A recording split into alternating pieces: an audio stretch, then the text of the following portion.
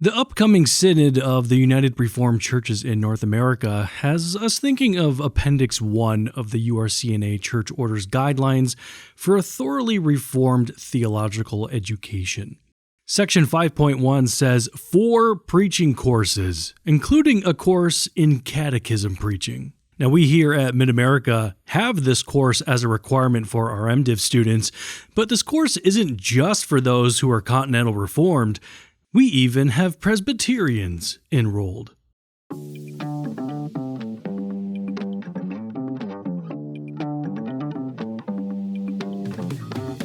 Welcome to MarsCast, a podcast from Mid-America Reformed Seminary, where our faculty members address all things theological and cultural from a Reformed lens.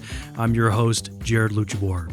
In today's episode, Reverend Paul Ipema begins a series discussing the history, practice, and relevant issues associated with catechism preaching. Catechism preaching has long been an important tradition in Reformed churches where the doctrinal summaries contained in the Heidelberg Catechism were not just taught, but expounded upon regularly from the pulpit. However, there are some concerning trends today where catechism preaching is being sidelined or abandoned, particularly as churches move away from having a Sunday evening service. Reverend Ipema explores the importance of maintaining this practice to preserve our theological rootedness and identity as Reformed churches. He'll also touch on how some ministers entering Reformed churches lack training in this aspect of pastoral ministry, and how we here at Mid-America Reformed Seminary offer unique preparation for prospective ministers in this area of ministry. I'm Paul Ipema, Assistant Professor of Ministerial Studies at Mid-America Reformed Seminary. And on today's podcast, I'd like to begin a series of messages concerning catechism preaching, the history and practice, and a number of relevant issues that are associated with catechism preaching. It's timely, I think, that I talk about the subject because by coincidence we are currently teaching catechism preaching to our students at Mid-America.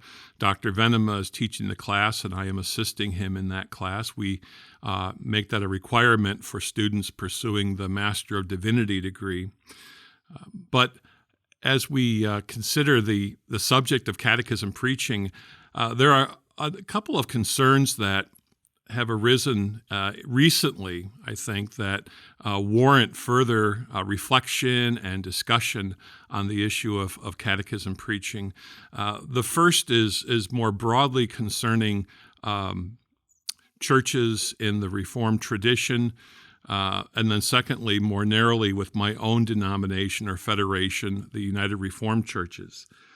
So let me begin, first of all, by talking about a concern I have regarding churches more broadly Reformed and evangelical. Historically, at least, the catechism preaching was always part of what was considered the second service or the afternoon service, going back to the earliest days of catechism preaching. It was designed by the church leaders to be more of a teaching or a didactic type of worship service where the truths of Scripture as formulated in the catechism would be not only taught, but preached. And in fact, it's very clear from the historical record. Elector Frederick, for example, who commissioned the writing of the Heidelberg Catechism, wanted very much, and he expressed this in the preface to the Catechism in its first edition, that he wanted the Catechism not only to be taught to the youths and to adults as well, but he wanted it preached on a regular basis. And I'll say more about this in a later podcast, but that history of teaching from the Catechism as the summary of biblical truth and the Church's confession of faith really had its origins already early in the time of the Reformation. And that second service was always understood to be more of a teaching service. But we've seen in recent years, especially, even among churches that have historically had 2 services, you're seeing a number of churches cut back now to a single service on the Lord's Day, or a service on a Saturday night, and then a service on Sunday morning. But as a result of that transition, what has happened is catechism preaching has gone by the wayside. Or if it is incorporated into worship, it's done so in a way that certainly does not have center stage the way it did historically for many generations in Reformed churches. And that is a source of great concern to me for a number of reasons. But I think, first of all, when you think of what will happen long term when the catechism is not taught, is that we lose our moorings theologically. We're uprooted from what it is that we confess. And when a generation goes by that has not been instructed in the catechism, you'll see people drifting in one direction or another. I think sometimes those changes are not perceptible early on. Sometimes it's merely a matter of logistics that we can't do catechism preaching or personal preference. Some people find the catechism to be old and irrelevant, outdated. Others find it to be dry and overly theological. Whatever those reasons may be, I think initially when catechism preaching has ceased, you don't see the immediate effects, but it will show itself, I believe, in a generation or so later when you have a church comprised of people who are not conversant in the language of the Reformed faith. And I think that's going to be very detrimental to Reformed churches who want to remain Reformed or have an identity as biblically Reformed, solidly conformed, confessionally Reformed. And so I think the practice of catechism preaching is essential to maintaining that spiritual vibrancy in the church for generations to come. And I think about that not only as a seminary professor, not only as a pastor, but I also think about that as a father and now as a grandfather as well. I think about what kind of church my granddaughters will be growing up in and what they will learn. I'm very concerned about that. I want them to be just as enthusiastic about the Reformed faith as I am, and I want them to have the kind of instruction that I was blessed with during my childhood, and to have preaching that affirms that as well. And then there's another concern, I would say, in addition to that trend where we're seeing the second service eliminated, and that pertains more closely or more narrowly with my own federation, the United Reformed Churches. As some of you know, I have been a pastor in the United Reformed Churches since the very beginning of its formation, and I've witnessed a lot of things that have taken place in the short history of our federation. And one thing that concerns me is the number of ministers entering into the pastorates of the United Reformed Churches who have not been trained, or shall I say adequately trained, in catechism preaching. Some of you may be aware of the fact that in our church order there is an appendix that explains what are some of the guidelines for a solid theological training for ministry, and one of those requirements is catechism preaching.